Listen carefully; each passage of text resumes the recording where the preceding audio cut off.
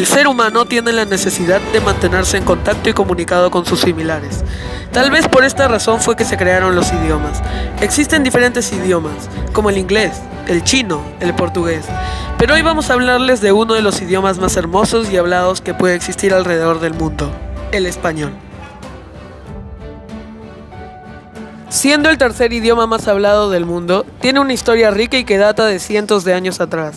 Ahora nos remontaremos a sus orígenes, y todo empieza aquí, en la península ibérica. La historia del español se divide en 4 etapas. La primera se llama la prerromana. Para esto nos remontaremos al 228 a.C. Aquí se encuentran las lenguas prerromanas. Existen diferentes grupos que habitan esta zona.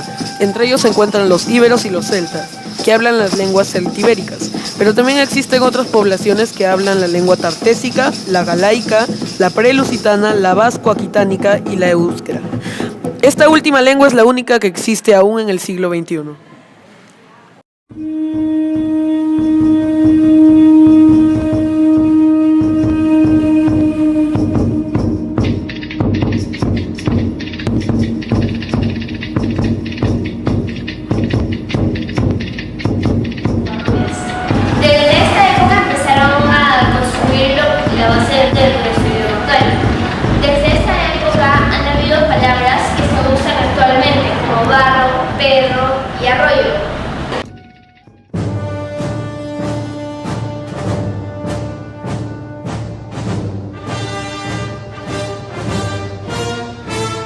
Seguimos avanzando en el tiempo y llegamos al año 218 a.C.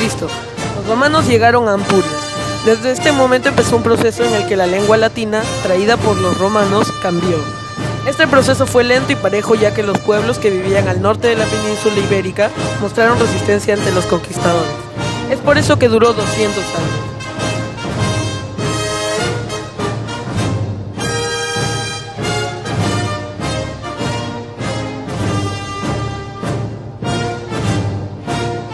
Después de estos 2 largos siglos en el que el latín experimentó todo tipo de cambios con las lenguas autóctonas de la península ibérica, nació una nueva rama, el latín escrito, que era utilizado por los altos cargos romanos, mientras que la lengua que hablaba el pueblo llano era el latín oral, que fue traído por los soldados y los comerciantes.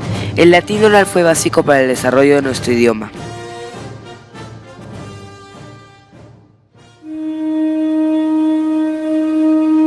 Después de la romanización nos movilizamos al año 409 después de Cristo, en donde empezó la decadencia del Imperio Romano y también las sucesivas invasiones.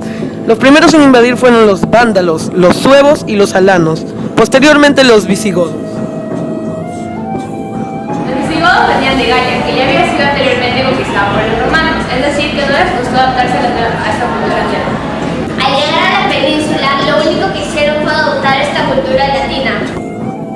Ellos dejaron una huella importante en la formación del español. Algunas palabras que dejaron fueron guerra, espía y guardián.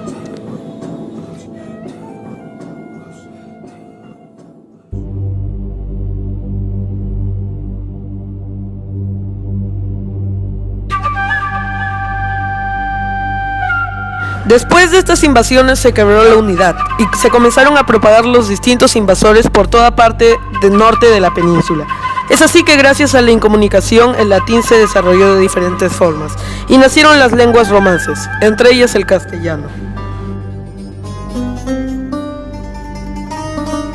Su huida al norte se dio gracias a la llegada de los árabes, que ocuparon el territorio rápidamente y obligaron a los pueblos invasores que se habían convertido al cristianismo gracias a la influencia romana a mantenerse incomunicados. Los árabes influyeron muchísimo en nuestro idioma. Al expandirse nacieron dialectos romances como el catalán, el gallego y el castellano.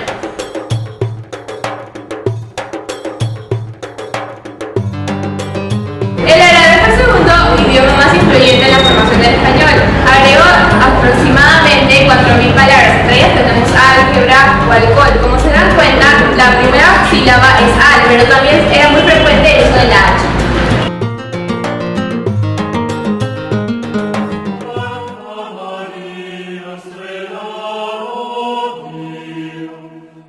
Después de que los reinos cristianos consiguieron recuperar la península, y esta pasó a ser llamada Castilla, que tuvo el mayor poder político y lingüístico de la península, el castellano ya estaba consolidándose y empezó a expandirse desde el norte hacia el sur de la península.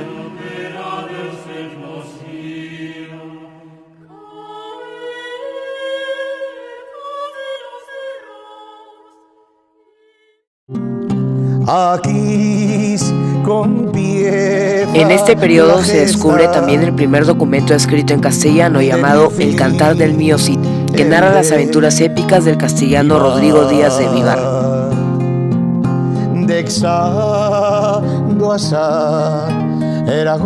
En esta época, Alfonso X el Sabio creó la Escuela de Traductores de Toledo, en donde habían sabios judíos, cristianos y árabes.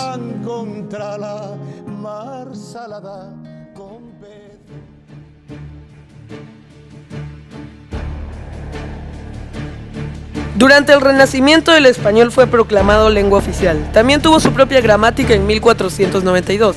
Coincidiendo con la conquista, en esta época el castellano llega a su mayor esplendor, ya que se expande y llega hasta América.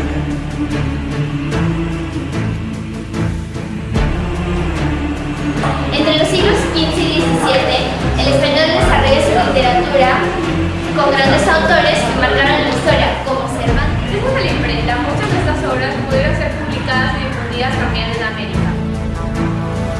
Pero hubieron más cosas que marcaron el destino de nuestro idioma. El primer diccionario español. El diccionario fue escrito en 1611 por Sebastián Covarrubias.